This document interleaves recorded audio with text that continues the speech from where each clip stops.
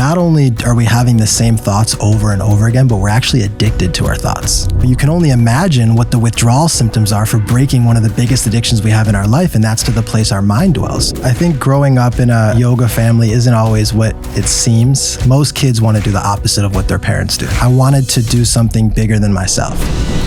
Yoga means to steer your life, to create your reality.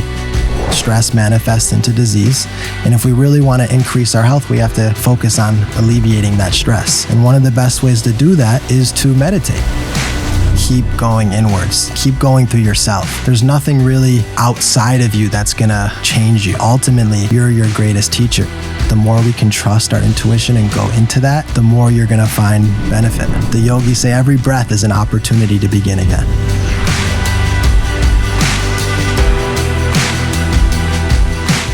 Hello, beautiful beings. Welcome back to the Know Thyself podcast, where every single week we get the privilege and opportunity to sit down with a brilliant mind, a deep heart and soul to learn more about ourselves and the world around us at deeper and deeper levels. My guest today is a dear friend. He was born into a yoga legacy family with his pioneering father, Jonah Kest, and uncle, Brian Kest.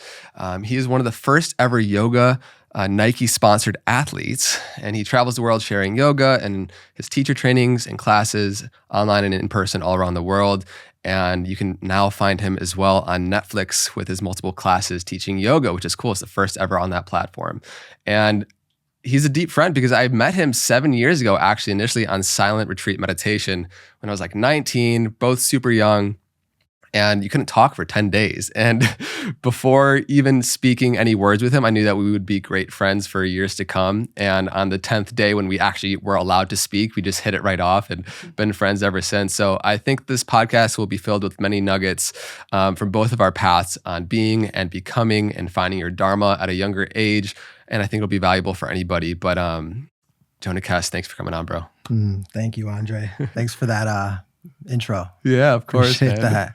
It's fun, dude. It's like really been such an honor to see both of our paths blossoming and being able to just reflect and have, it feels like a soul brother on the path of self-actualization that is like staying true to what wants to come through your soul. And yeah, I'm just excited for all the reflections that we can dive into today. Definitely. I can't believe it's been 7 years. When you said that, I'm just like, shit, man, time's flying. It's flown by. But no, definitely that Vipassana was, it's an interesting time that we have met because we were both living in Michigan at the time, and we were planning to kind of move to LA and follow our dreams and follow our gifts. And definitely that bubbling up of those 9 days in silence kind of just imploded us on that 10th day. And I think we immediately had that brotherhood. So I'm excited to be here, man. Yeah. I want to start there because I found it so invaluable to take time to really develop clarity of mind before you go out there and try to pursue whatever you want to pursue in life, right? Because if you don't pick an aim, a direction in life earlier on from a place of clarity, from like what will really have meaning to you 10, 20, 50 years from now, then one day you might find yourself in a completely weird field that you're not passionate about. And so I just want to speak to how important and pivotal do you feel like it's been for you, for us to be able to prioritize clarity of mind and practices, for example, like Vipassana, that allow that before you go out and embark into, adventuring in this life.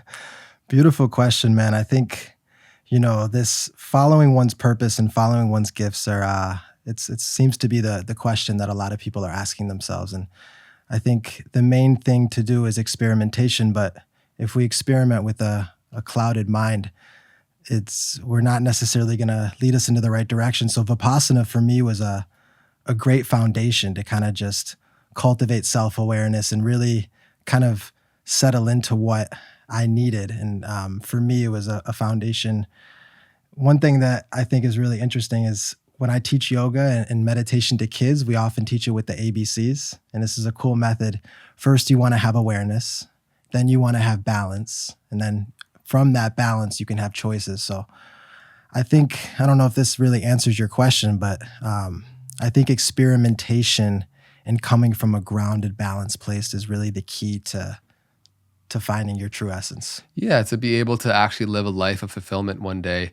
I think we live in a society that definitely romanticizes that peace, happiness, these qualities will come one day when. It's this story of like in the future, after attaining the material possessions, after becoming successful in the 3D, Yep. then I can take a deep breath and figure out who I am. And of course, part of self realization is discovering yourself along that process of experimenting with a lot of different things. But I think it's so important to be able to cultivate awareness and mindfulness earlier on, if possible, within your path, because then, like I said, that clarity of mind and being able to follow and listen to your inner voice and intuition will just guide you down such a more fruitful path in life. So for you, Yeah, you were well born said. you were born into a family, with your dad. I've been so fortunate and meet your beautiful family, and Thank you. you know, I'm curious what it was like to be raised in a household that was vegetarian, teaching yoga at a very early age, and how that really informed your path of doing what you're doing now. Yeah, thanks for bringing light to that. I think growing up in a yoga family isn't always what it seems. I think my family definitely found yoga, or yoga found them for a reason. I think we're all pretty fiery personalities, and it almost without yoga, I question where we would all be. But growing up, I feel very fortunate, yes, to be grown up in a vegetarian household, have this mindfulness around food and around community and around um, just developing conscious daily habits. I think was a huge thing. And I just remember growing up, my father never really pushing education on me too hard. He always kind of just said, do what makes you happy, do what makes you happy, and do what makes you passionate. I think those were like the key things that he really brought upon me. And um, I think just cultivating a yoga practice in middle school and high school just sort of complemented everything that I did and gave me this ease and this equanimity, which I'm sure we'll get into. Um, and yeah, it's set me up for I think all the obstacles and challenges that would soon to arise. Growing up with all of life's complex things. So Yeah. I think a lot of times being born into something, you can take it for granted. It's like a fish doesn't know that it's swimming in water, because it's just so ubiquitous within its environment. And so I feel like being raised in a household, you don't have much context for really how different most people's experience is. And I'm sure you had that awareness as well, how I was very much different. But do you feel like there's been times on your path where you've really taken that for granted?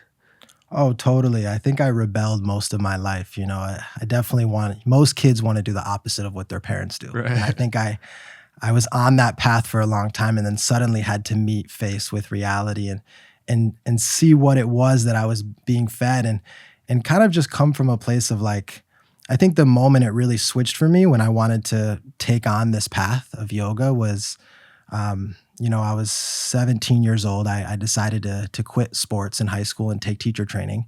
And I think I just saw how my father was kind of holding himself and living his truth and living all these practices, and also how he was helping other people. I think that was like became really purposeful for me, because a lot of things maybe have been self-centered, and I wanted to do something bigger than myself, for something bigger than myself. And I think when I had seen that shift in how he was helping other people overcome challenges, that really inspired me to take it full on. And really from 17 years old, I haven't really looked back. And it's been quite a path of ups and downs and highs and lows and twists and turns. But yeah, man, it's been very fulfilling, to say the least. I feel like this idea of purpose and dharma has been really integral. And one of the best ways to find your purpose and your dharma that I found is just to find what lights you up. It's just to find your gifts. And then once you find your gifts, to really go full out and give it 100%, give it everything that you possibly have. And that's what the last 7 years has looked like for both of us. I mean, look at your amazing podcast. I remember sitting on your couch, just a year or two ago, or maybe what was it, 14 months? Yeah, something like that. Yeah, and you told me about this name, Know Thyself, and I'm like, man, this is genius, because all the great teachers, all the great sages have really all said the same thing. They said to know thyself. But I think the one thing that maybe has been missing is the path on how to get there. And I think this platform of Know Thyself has been an incredible way to provide tools for people to actually learn how to know thyself. And something also that the yogis have, have really brought forth. Yeah. And I think, I mean, in one way, the path has been there for all of time, with really how to know thyself. But I think that something that I strive to do and something that everybody gets to share in their own unique creative way is speaking to people in ways that they can understand in modern times. And I feel like that's also what you're doing in sharing yoga and as being a content creator and kind of innovating and like making mindfulness, making yoga, making a lot of these qualities very attractive and sexy for the younger demographic who maybe put it off as, some like spiritual idea that some people in a small sect of marginalized, groups of people on the planet do. Yeah. I think that's the key. And that's what Gautama the Buddha did so profoundly was, he made teachings very accessible and real for people. I think that whenever he gave discourses or, talks, they would be very relatable. He used very simple analogies in nature, and he would give these like really complex lessons of wisdom and just make them super simple. A lot of this stuff is really simple at the end of the day. Knowing thyself, this self-awareness is simple. Most people think it's complex, but it's actually a very simple practice for complex people to kind of come back to themselves and get rid of all the noise that's up there. Because when we're relaxed and we're peaceful, we get bored because we're actually like addicted to our thoughts. So it's an interesting. I'd love to dive deeper into that at some point. But for sure, I think there's just so much programming, and true growth is really more addition by subtraction. It's letting go and removing what's in the way of what we've accumulated that, to that noise, and, stemming both of our paths earlier on in like Vipassana, cultivating equanimity and just the simple awareness of breath, like these simple things, right? Yeah, that just exactly. aren't taught in the traditional education system, which is still mind blowing. And I think we're seeing a lot of innovations more and more each day, but having that and those tools and awareness going into life is, like we spoke to a little bit, going to allow you to really choose from a conscious place what direction you want to go in and not be so reactionary to so much in life. And so, I think for you and like your Dharma as well, for me, it's like part of it is it kind of chooses you. You were born into the family. Who knows whether or not you chose that on an astral level one time, but there's a point when you have to choose it, right? You get to claim the direction that you want to go down. And, I think earlier on, 17 to like 20 plus, it's like, that was a time for you when you really got to claim it and choose like, okay, I want to go all in on this and activate and share these gifts in this unique way. A big part of Vipassana is coming to understanding of how to actually develop equanimity within ourselves, right? Mm-hmm. We spoke to a little bit earlier how, a lot of people are thinking that external circumstances, once they get the right pieces in the puzzle to arrange in a certain way, then it's going to give them the life they want, the picture of their experience that they want. But it's actually, and Vipassana teaches that it's coming to right relationship with our own craving and aversion. So I'm curious for your own personal path, when you experience craving and when you experience aversion to life, like how do you navigate that and how do you support other people in coming to proper awareness with that? Yeah, great point, great question.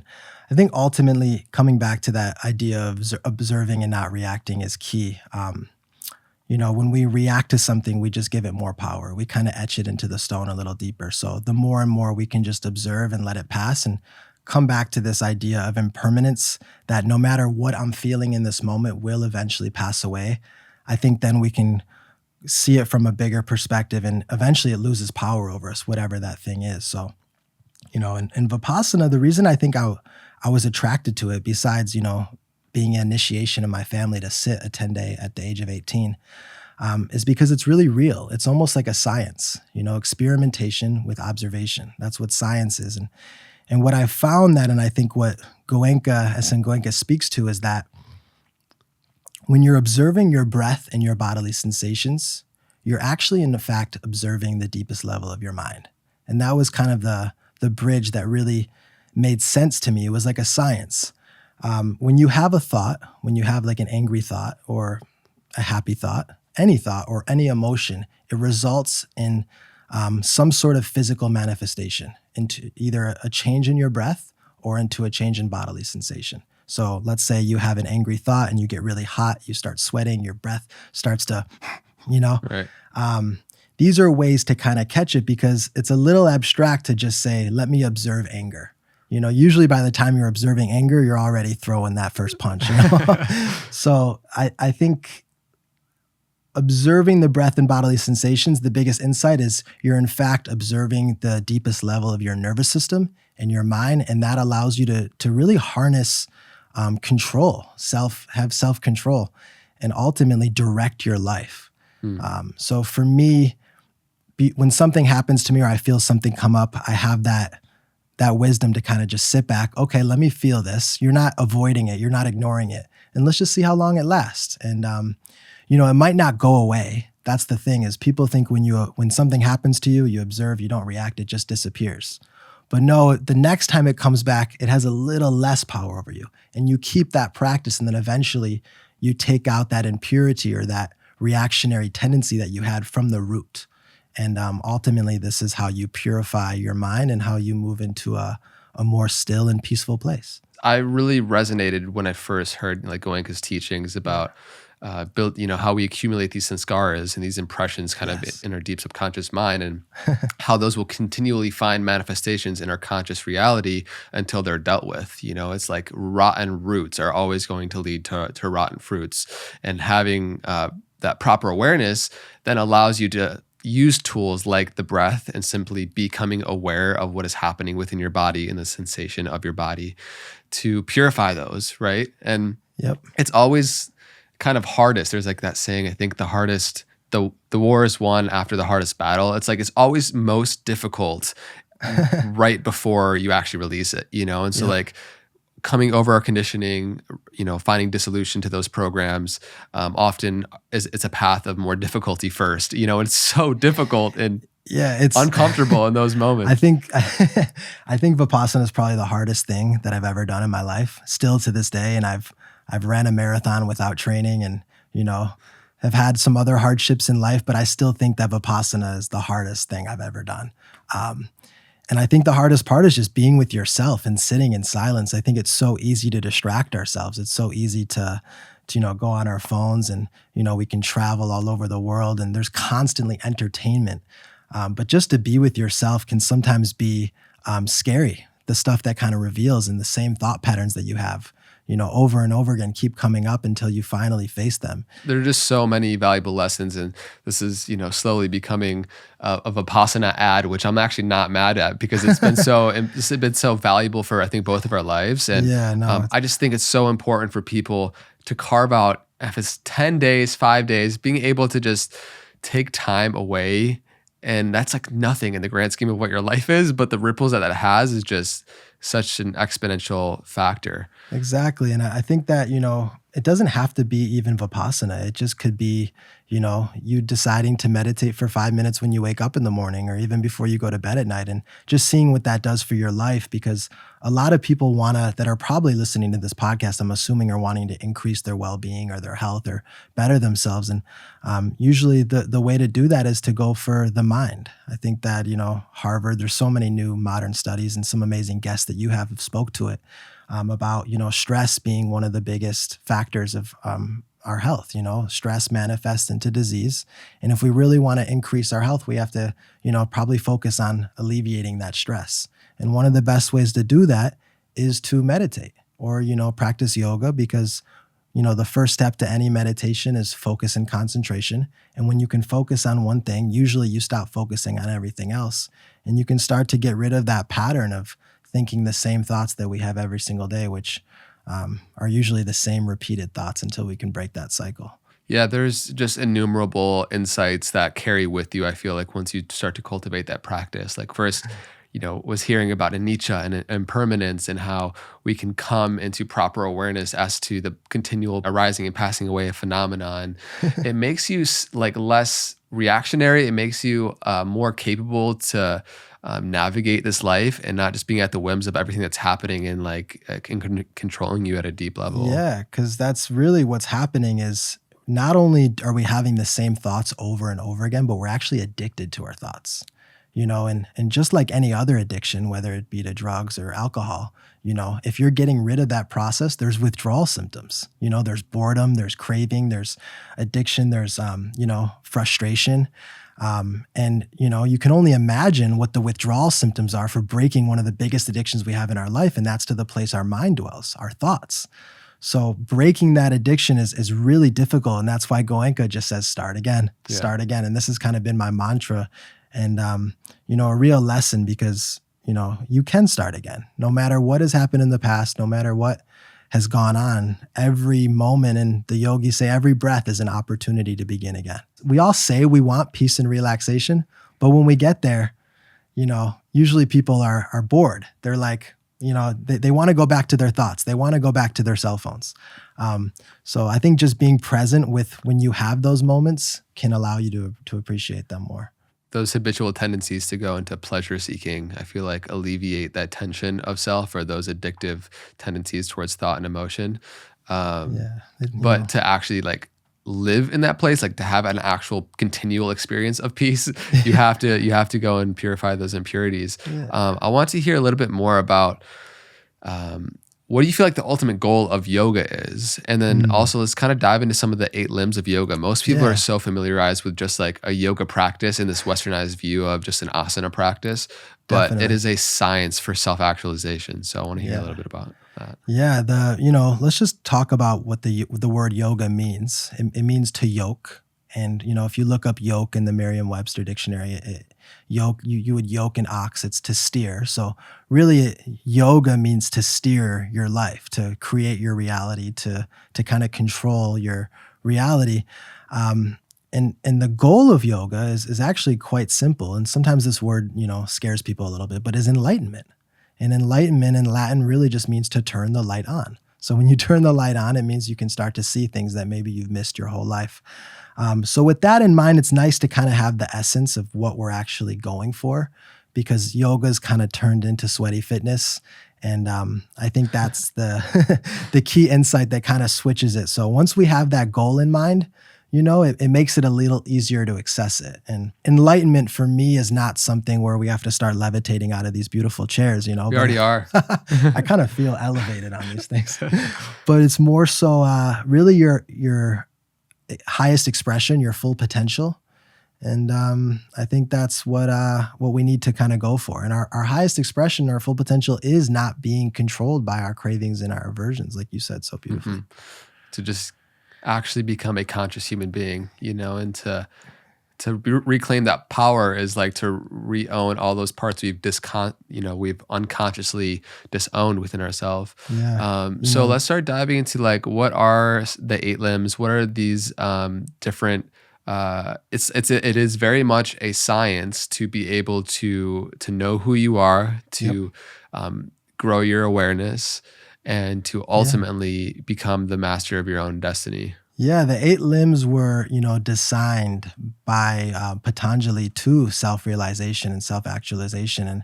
And the first limb, or one of the limbs, is asana, which is the physical practice. But it's so small. If you even read the Yoga Sutras, which is like one of the first texts of the yoga tradition to be transcribed by Patanjali, they only mention, I think, 2 physical postures in the whole book, which is kind of crazy if you think about it. And one of the postures is Padmasana, which is, seated posture. So when you look at these limbs, like, let's look at the first few.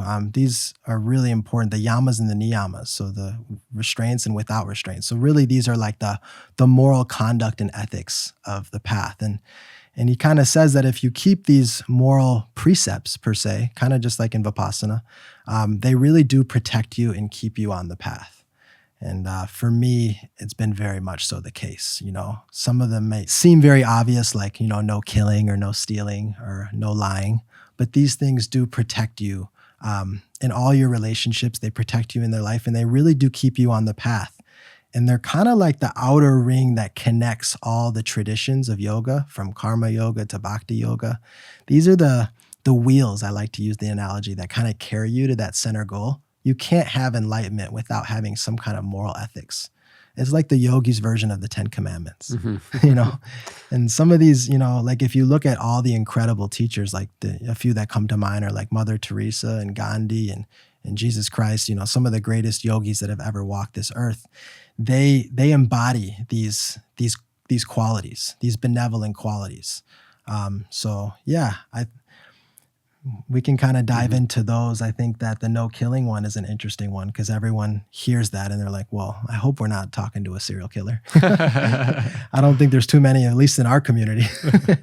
But I think it's, you take everything a little bit under a magnifying glass and you start to look at, how much harm am I causing in my life? Whether it be, driving here in my gas car, or I think you're electric now.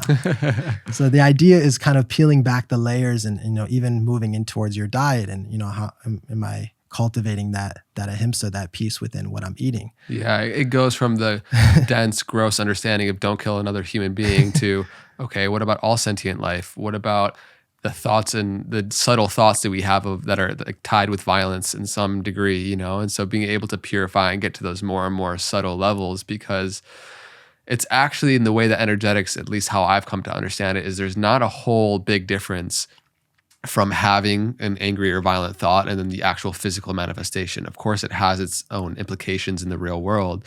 But in terms of your own karma, the impression is very similar. Totally, yeah. Patanjali, he has in his Yoga Sutras, there's a lot of them. There's a specific sutra where he kind of outlines the goal of yoga. And it's really interesting. It's called Yoga Chitta Vritti Nirodha. And in English, it means to stop the movement of the mind, or yoga is to remove the fluctuations of the mind. And it kind of brings us back to what we were kind of talking about. The word asana actually means to sit still, which is kind of interesting because you hear it after every physical yoga posture. So he obviously wasn't talking about our physical bodies. He was talking about our minds to kind of remain still within these moving parts. And I think that's the big metaphor, is yoga becomes a metaphor for our life because we're really practicing removing the thoughts, getting still, and remaining equanimous through all these, these challenges, these ups and downs. Yeah, most people have this idea, right, of yoga in the West, especially bending, twisting, turning, which of course is a part to be able to give expression to this animal body, but ultimately with the goal to be able to sit still and like deeply penetrate your mind and be able to find that stillness within. And like that's the actual ultimate goal. It's not just to get a good workout, which can be nice too. But definitely no, and you know what? It's totally cool because I think that you can do yoga when you're doing anything. That just because you go in through something with the doorway marked physical doesn't mean that's what keeps you there. Anything can be yoga. I always like to say the easiest expression of yoga is just walking. I think if I could just give one piece of tidbit here of a health exercise, is just to walk. It's the most gentle form of exercise, and it can turn into a meditation, just being aware of your footsteps touching the earth, and kind of bringing back that focus and concentration. So yeah, I think that yoga is kind of, and it's cool. Like I personally, I love teaching yoga with hip hop music and making it fun and accessible. But ultimately, what it does is it just peels back those layers.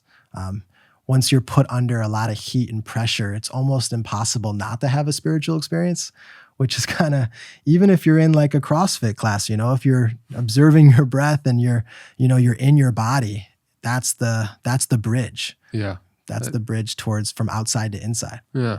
It's like a doorway into just presence. Yeah. Because it's hard to just, if you've had no experience with spirituality or no experience, moving into those unknown parts of yourself, sometimes going through the physical layer first is actually really helpful. Amazing. So before we move on, can we take us through a little bit more of the other limbs and just walk us through that? Yeah. Another limb that for me has been really powerful is pratyahara. And pratyahara is almost like an inward focus. It's kind of like where all your healing energy is directed inwards. You can almost think withdrawal from the senses, right? Exactly. Withdrawal of the senses. So, you kind of like eliminate the external world and you close your eyes and you turn your attention inwards. The best kind of analogy that I've heard for this is almost like if you were in a coma. All your healing energy is directed inwards and all your prana is going to basically keep you alive. It's like the avatar state. You just kind of turn on to and there's a few poses that kind of help you get to that place, but ultimately it's your gaze, it's your drishti, it's just looking inside and that's another one. Another one is dhyana, which is concentration, and it's kind of like more so this dialogue, like if you were to be talking to yourself, this idea of kind of just having this self-dialogue in contemplation, in meditation. But yeah, I think all these are just tools to know yourself a little bit more. Yeah, I think just having awareness into pranayama and being able to like have these tools to be able to kind of go inwards. And like when, we mention pratyahara, which is like withdrawal of the senses, a lot of people kind of look at spirituality as kind of like you become this inept, like cave dwelling creature, where you're just kind of, away from the world and it's not a lot of activity, but you can experience a reality within yourself that is way more real, way more alive, way more vast than anything with your eyes open. Yeah. And the quieter that you can get, the more you can hear. And I think that's kind of the key, is like to just keep going inwards, like keep going through yourself. There's nothing really outside of you that's going to really change you. I mean, yes, there's tools, there's things that we can learn, but ultimately you're your greatest teacher. And I think that the more we can trust our intuition and go into that, the more you're going to find benefit. And it's sometimes not always, all flowers and kundalini. It's sometimes a little scary, For sure. Yeah. I think when we get quiet, what needs to be heard becomes loud.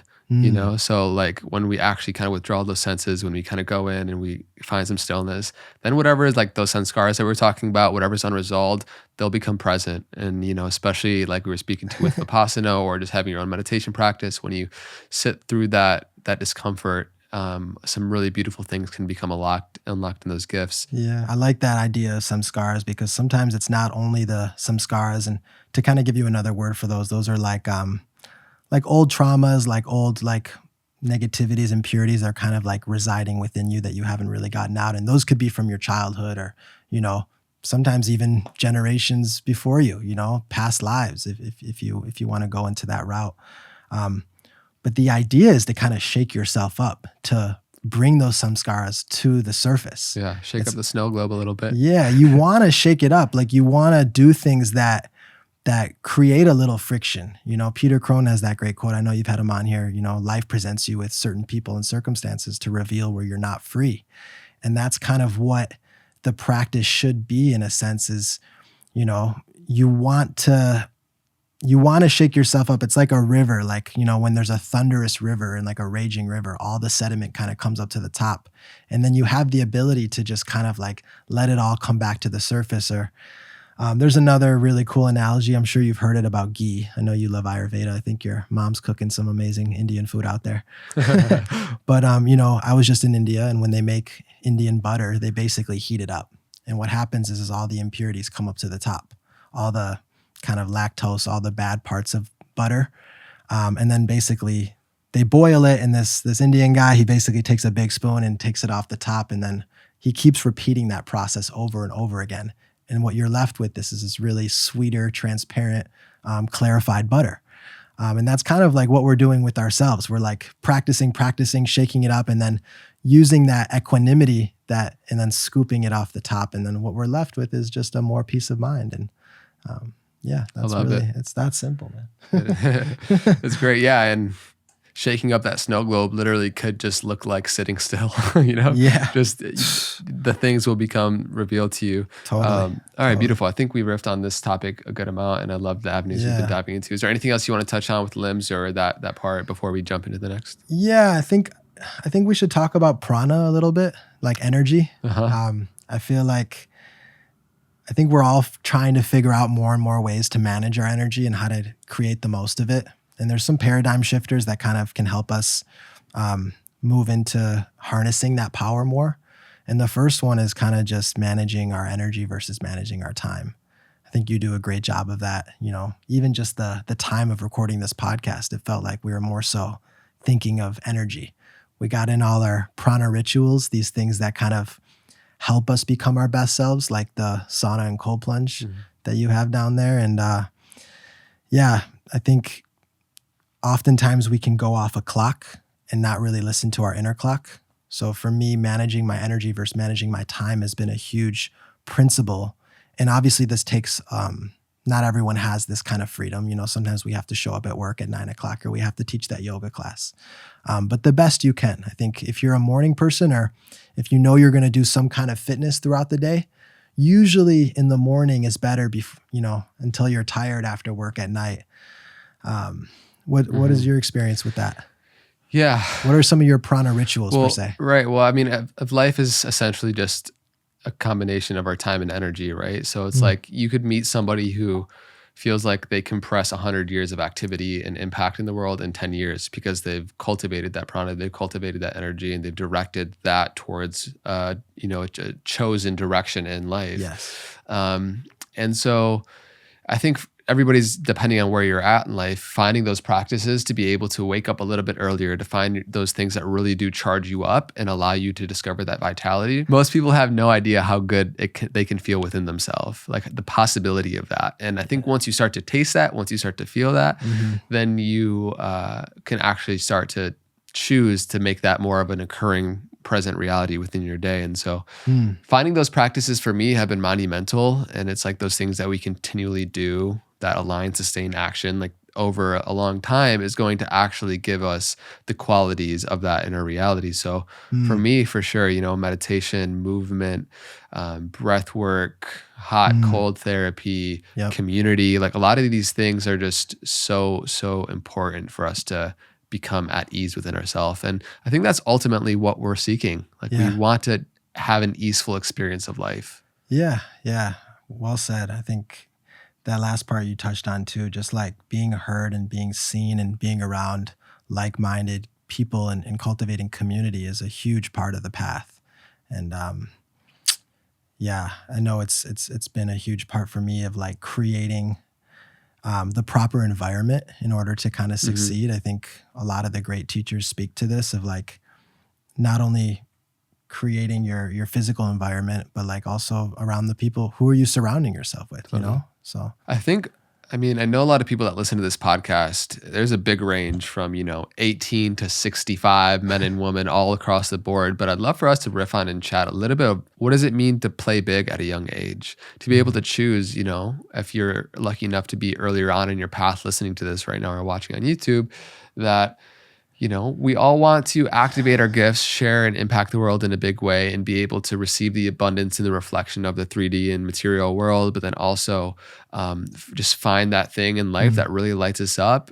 And so for you, what has been your journey of deciding, choosing, claiming to play bigger and bigger at a young age when it's okay to kind of chill and take your time, right? No, yeah, totally. I think this is something that maybe I struggled with the most. I think being brought up in a yoga family and having, mentors that were, it kind of put a lot of pressure on me, just to say the least. And I think that people kind of expected a lot of me, but also undermined me because of my age, because I started teaching at 17 years old. And who wants to listen to a kid, tell them what to do and breathe and move? And I think I struggled with that for a long time, and it kind of created insecurity, but also made me kind of own it a little bit more too, and walk my walk. And I think that it also gave me a little bit more humility, and just, having that understanding and that certainty that what I'm sharing is not necessarily coming from a place of like in my head, but it's like things that have really impacted me and I'm just sharing them. And I think that gave me a greater confidence and certainty on this path. Because, a lot of the great teachers, what makes them so great is their own personal experience. They've lived this shit over and over again, and it's coming from a place of direct experience. So wisdom is really just experiencing the same thing over and over again, and that stuff starts to really make sense and permeate your life. So for me, just to take some of the pressure off myself, I've kind of just sat back and let the journey kind of unfold, and let myself know that, this is a never ending process. Being a teacher or even being a student there's not a final goal. We're continuously learning. I feel like I'm soaking so much up just on this conversation and the song that we had before this and this currently. It's a never ending practice. I think cultivating that humility of just knowing that whatever I'm sharing there's been teachers that have come before me, and that it's not me or mine. This is just stuff that's being passed through me. And to just become aware that you've been given the gifts you have at your time in life and that you're playing small serves absolutely no one. No. What it might be serving is this identity and perception you have of yourself and like this deep seated and rooted fear that, these worthiness issues or that what your friends and family are going to think of you, fear of judgment, so many different things that people can have within their identity that allows them to stay in their own comfort zone of playing small. And there's nothing wrong with living a more simplistic life. Like I think No. if you find joy in that and that's true for you, that's great. That's beautiful. But what's not beautiful is lying to yourself. Yes. What's not beautiful is BSing yourself into playing small when you know that your light has a much bigger capacity to shine. Yeah, no, that hits really hard because I think whenever I'm like, I would say I've gotten to a point where I'm pretty good at like listening to myself and like knowing when I need to take a break. But whenever I'm at like home and I'm chilling and there's something inside of me like, okay, you could be, doing a little bit more. You're not living to your full potential. So I think that like listening to that clock and kind of honoring that pulse is really important of like pushing, but also like respecting yourself and holding back. But yeah, we're not here to play small. And I think that if you found something that you're extremely passionate about, just go for it. Like just go all the way out. Don't be attached to the fruits of it. Don't be attached to the money or the results. Just go full out and like sort of just surrender to God or just surrender to whatever Yeah. it is. Just Embrace surrender that. to it. Embrace that muck. When you started teaching yoga or like when I first started content creation or filmmaking, for example, like it was pretty bad. It was actually really bad at the start. Like if I look at old videos or like even I found this video, which I'm probably going to share at some point of me like at 16, first doing like these conference calls and like public speaking and just like stuttering over all my words and like being so foggy headed and like people don't see that stuff. But when you continually refine, right, there's that saying, what you do in the dark shines in the light. So like continually going to that place, practicing, refining, discovering who you are more and more every day. Then you come to the place where you're in the light, you get the Nike deal, you get the Netflix thing, you're in front of the big lights and cameras. And who you are is a 10-year, overnight success.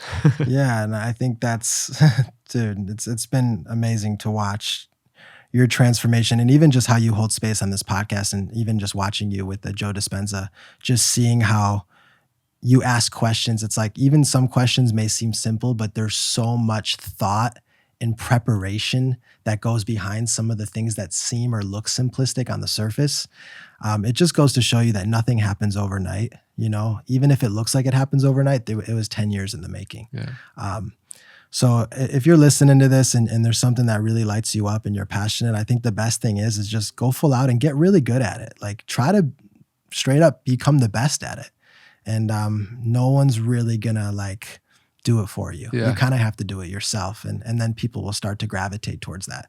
And sometimes it can be a lonely path, like I remember like, in high school, like I kind of felt sometimes a little alone. I mean, even in like my early college years, I only went to 1 year and then I dropped out and moved to Australia, but that's a whole nother story.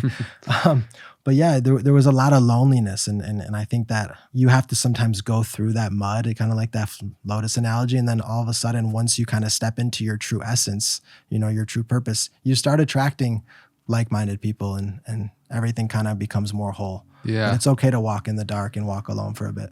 For sure. And those moments where you feel lost, that's part of being on the path to one day not feeling lost. Like I remember at 16, 17 in high school, I had like teachers kind of like make jokes and like the whole class would laugh at me for a business I was involved in at the time.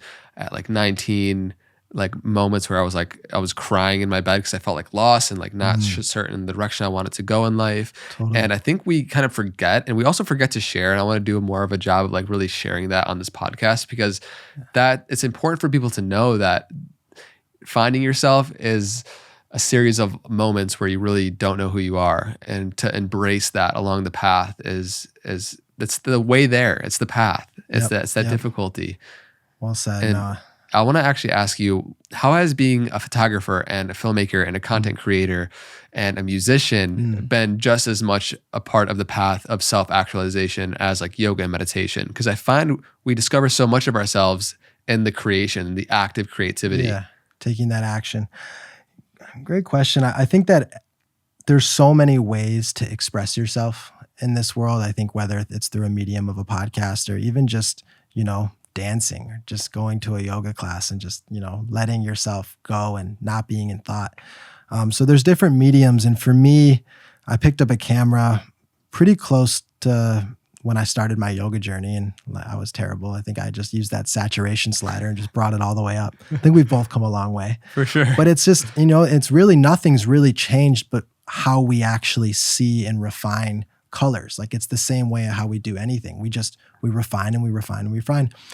But I think that music has been a really cool way for me to express myself vocally and speak to people in a completely different way, because when they hear a message through a sing-along song, it's different than hearing it on a podcast. My mission with music was to bring healing mantras into kind of high vibe, conscious hip hop songs with a little bit of a beat. And that's kind of what we've been doing the last almost 4 years now, which sounds crazy.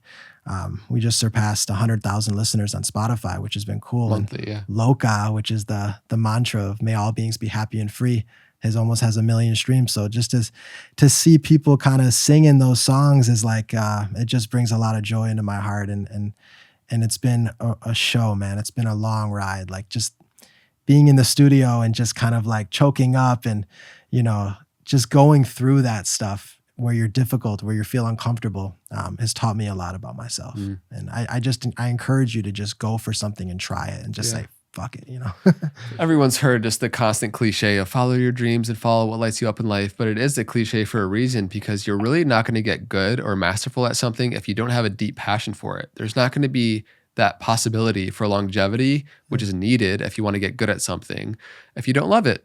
So it's like for you being able to go into those unknowns, whether it's music, whether it's filmmaking, and it's cool how they eventually inform each other, but finding those passions are so important, and then actually getting good at them, which is a process of not being good at them for a long time, is super necessary. I think photography and filmmaking has been something for both of us that has supported all of our other things. Like for me, being able to produce a really epic, high quality show is largely from my understanding of like videography and filmmaking and producing other people's content for a while, being bad at it at first. And now I'm good at it. So I can pour those gifts into myself and it helps everything else grow. Same thing with with photography and sharing yoga in a really beautiful way on Instagram and stuff. Yeah. It's become like an art for me, an artistic expression. I feel like just also like not being afraid to like ask for help, and like having mentors, I think is like the cheat code to life. Like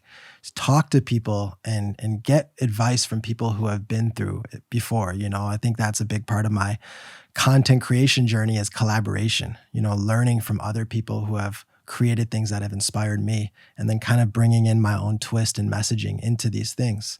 And it's become a huge passion. It's taken me all around the world. I've taught in now 30 something countries, and it's largely due to not just the beautiful photography or whatnot, but the kind of emotion and messaging that it invokes. So I've had a lot of fun with it. I definitely go through like ups and downs of like inspiration.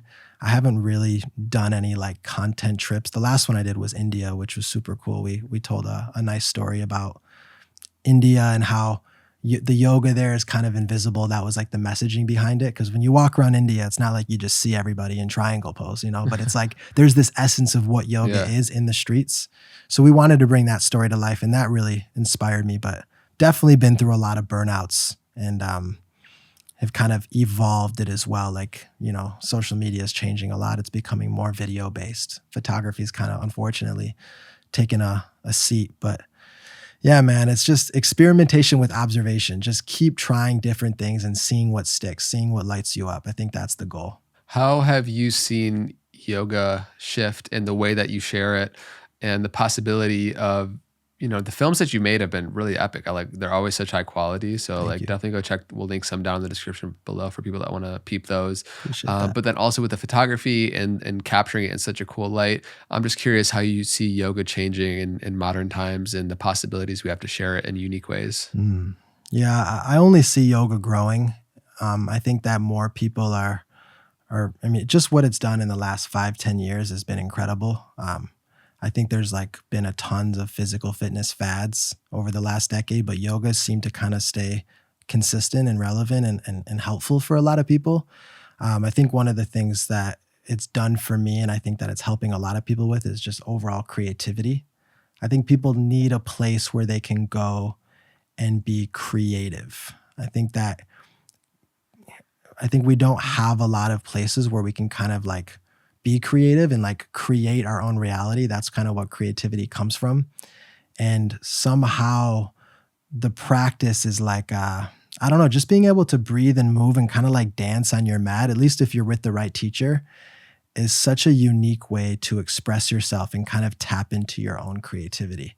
And that's, for me, that's kind of like been a huge supporter in my own creative, thing. Cause there's been tons of moments where I've just been like drawing blanks, and it's still to this day. And I always just come back to my mat and see what kind of comes up.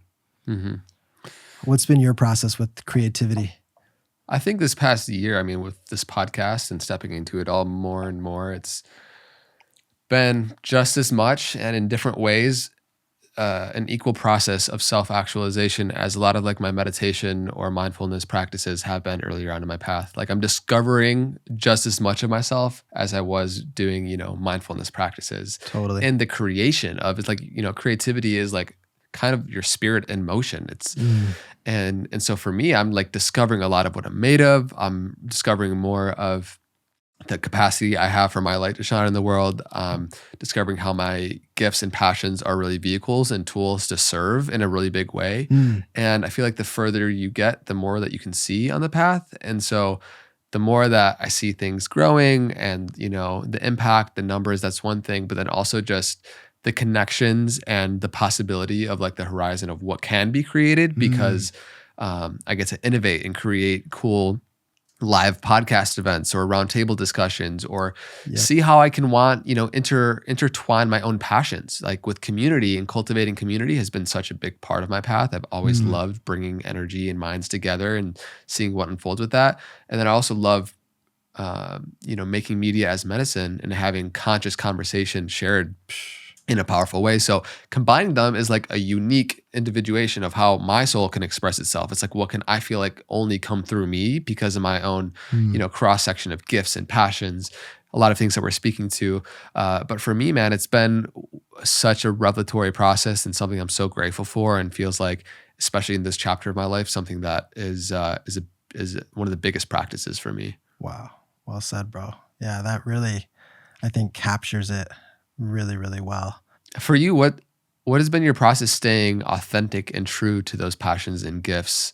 Have there been a lot of distractions along the path as well? And what do you feel like it means to be an authentic content creator? Oof, great question. I think authenticity is an interesting word, and I think that there's a lot of people that struggle with, what's that syndrome? The imposter syndrome. Imposter syndrome. Yeah. I hear that come up a lot for people.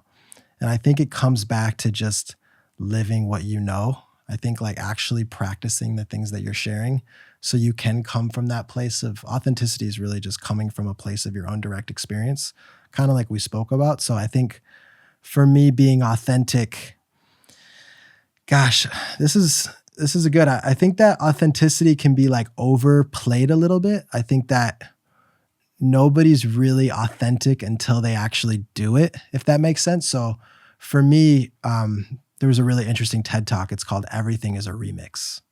And basically what he says is that like everything that people have done, different mediums, whether it be like music or movies, they've all been inspired from something. They've all taken little pieces and then kind of have embraced it, internalized it, and then made it their own. So I think a lot of people, when they're like, be authentic, they try to just reinvent the wheel and come from a place of like, this is mine. I invented it. Look at me, the genius who made all this from scratch. Yeah, right? Exactly. Like I'm self-taught. Like, what does that really even mean? Or self-made, right? It's like, yeah. So no, it's like everything that's ever happened to your life has brought you to this very moment. And I think that when we can embrace that everything is a remix, we can actually take little pieces of the puzzle and internalize them, make them our own. And then when we make them our own, then they're authentic. So that's kind of been my practice. Like I've had so many teachers and have kind of just, some of the stuff is good. Like, some of the stuff from Goenka or some of the stuff from my father or Brian, I've thrown out. It didn't work for me. I didn't like it. So, and that's okay. Sometimes you have to kind of throw out what's not serving you. And I think that also helps you become more authentic. Mm-hmm. And then just kind of trusting the process that, you kind of know everything in a weird way. Cause like a lot of these like things in spirituality, they kind of just bring you back and remind you to things that you've already kind of known deep within yourself. And the hardest part is living it. I think that's the biggest difference between intellectualizing and experiencing is living it. So I think just coming back to your everyday practices, how you treat people, and ultimately how you express yourself to the world. It's interesting. I definitely agree. I feel like self-actualization is less of a process of learning more. It's more of remembering what you already are, and those gifts, because you already have that within you. Like that creative spirit is there, and it can manifest in a million different ways. But I think we touched on a lot of pointers that have been supportive just for our own paths, and that would be valuable for people out there. I'm just curious, God willing, knock on wood, but we got our whole life ahead of us. Yeah. I'm just curious what like you envision for yourself and how you want to share, serve, create on the world. And this is also really cool to have like as a time capsule for us to look back on 30 years from now. Yeah, maybe we'll do another episode 5 years from now when you're on Netflix or something. One day when I'm on your level. No. I think for me, like I've never actually planned anything in my life. People probably like look at me and think I'm like super calculated, but I've actually never been a good businessman. I graduated with like C's. Dropped out of college. I've never really like wrote in my journal or manifested anything. I've kind of just continually pushed myself and try to just go where my passion kind of has taken me and where my happiness has taken me. I think that's what my father kind of imprinted me. So I really don't know what's coming. I think that kind of just riding on this yoga wave and we'll see where it goes. I am excited though, because I think that these kind of talks and this kind of elevated consciousness is kind of imprinting into our society. And I think that where we're going is actually really beautiful. And I think that I'm optimistic. But for me personally, I think I kind of just want to keep doing what I'm doing. I love helping people become yoga teachers, but most importantly, helping people kind of step into a platform where they can be authentic and share their own stories through that medium. I think yoga is just ultimately a tool to express yourself and really do everything else in your life with a little bit more clarity, like you had mentioned, and with a little bit more elevated performance mentally, physically, emotionally, spiritually. So for me, it's kind of just staying on that path and just seeing where it takes you. Just seeing where it takes me. We'll allowing see. It to unfold. Hopefully, in 2 years that we're still growing. We're still pushing the limits of what's possible. For sure. And I think that's kind of the key and the one mantra that I return to is like making sure that what I'm doing is like extending myself beyond my old limits. And I think that's one of the things that I always come back to is and measure how I am actually growing, is if I'm doing things every single day that encourage me to step outside my box of comfort, even if that's as simple as a cold plunge. Yeah. Or running a marathon, which is crazy. Yeah, without training. Without I don't recommend that, by the way, because that's probably the most dangerous and ungentle, unfriendly thing you can do to your body. I kind of wanted to prove a point that yoga can kind of help you with everything. Yeah. Boy, was I wrong. I mean, I did finish. Of course, so I think yoga, I think yoga helped me not get injured from it, which was cool. But if you want to perform at anything, you got to put in the work. For sure. And that's what yoga's taught me, is that preparation meets opportunity, and that continuity of practice is the secret to success. I love that. I think that we've shared a lot of gems of how that continuity of practice within our own personal things that support us, but then also creativity and content creation, like the sequential unfolding of that is what makes up our whole life. And if you were to ask me personally what I envisioned for my life 5 years ago, I would have said a lot of really great fancy things, and yet none of it would be greater than the life I'm living right now. Like I'm so grateful for the life that I'm living. And so part of us as conscious creators get to choose the direction we want to go in life. And then also part of it is just surrendering to kind of that feminine principle of allowing it to unfold and kind of go into the unknown and see what life wants of us, and is Yeah. asking of us. That's the definition, I think, of living the miracle. We're always in that where we're going to be or where we're going to go. But if we can just kind of like pause, and because the only thing that's existing is what's happening right now in this very moment, and just enjoying that. So it's cool to hear you say that yes, you have big aspirations of where you want to be, but you're also pretty content with where you're at right now. And I think that's kind of the goal of this whole, all these teachings kind of bring us back to knowing thyself.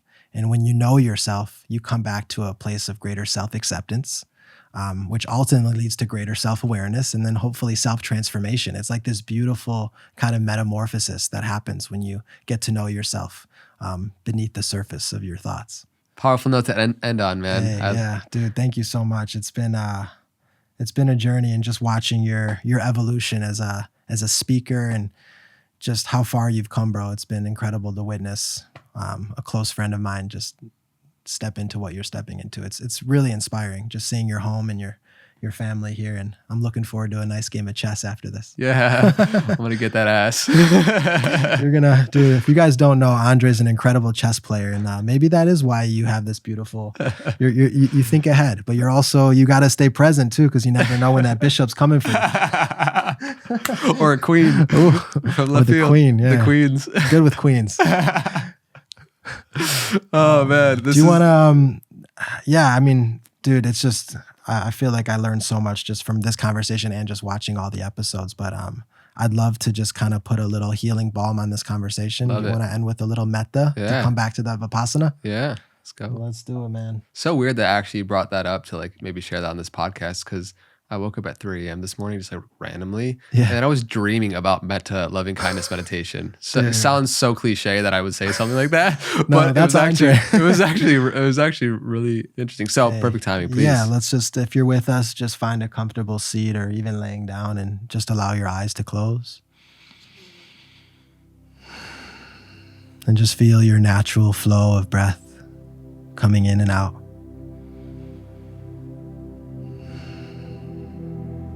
And perhaps even just allow your palms to open up.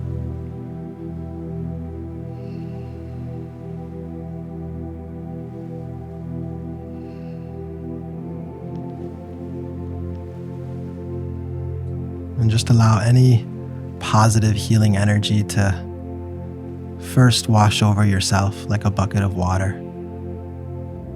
Just allow all these good feelings to just wash over you, all this self-love.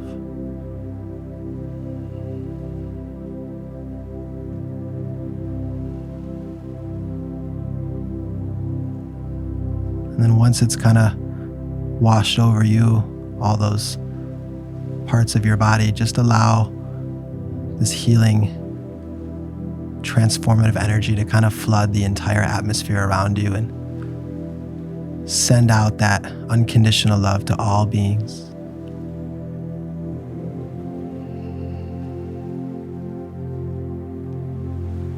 Sending love to all beings, human and non-human,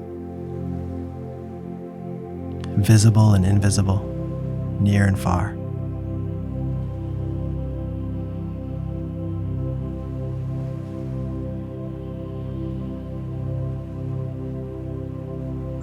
And just remembering that your energetic weight can tip the scales of the universe from fear to love.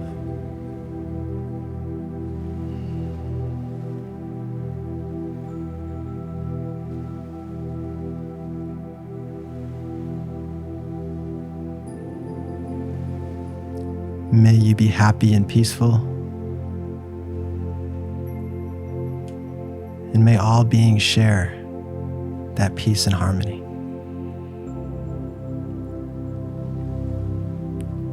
And may you become free from all your addictions, all your fears, all your doubts, no matter how big or small. And allow all beings to feel that liberation, that freedom.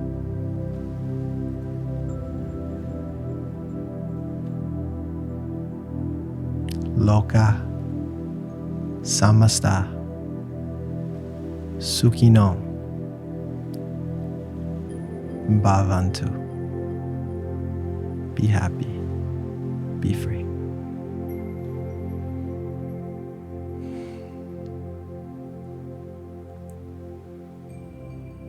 Namaste, brother.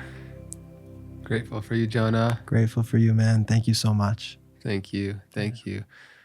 The beautiful note to end on, and reminder that we receive equal to the measure we give love. And it's such a beautiful practice. For everybody that's been tuning into this episode of the Know Thyself podcast, forgot that this is a podcast for a second because I was just in loving kindness meditation. Thanks for coming on this journey of me being able to do my favorite thing and my passion and share my gifts and be able to sit down with brilliant minds and souls like Jonah today. And everywhere you can find Jonah will be linked in the description below. Jonah Kest on Kest Yoga. Anything else you want to point people to? That's it, brother. Thank you so much for giving me this platform. Of course. For whoever's listening to this, allow what we said today. Maybe it was a nugget, a piece, a line, a sentence, even just the energy of that guided short little meditation towards the end to infuse into what you do, into how you carry yourself in your being this week. And I would love for you to share maybe a takeaway in the comment section below on YouTube or on Spotify. And as well as we just recently released a summary of my favorite 50 books of all time. I wrote my favorite quotes and my summaries, and one of the books actually is the Yoga Sutras of Patanjali in there as well, and I kind of give my notes on different things, and so that'll be linked down in the description as well, completely free, sent to your inbox. Thank you for coming on this journey of knowing yourself and the world around you at deeper and deeper levels. Until next time, be well.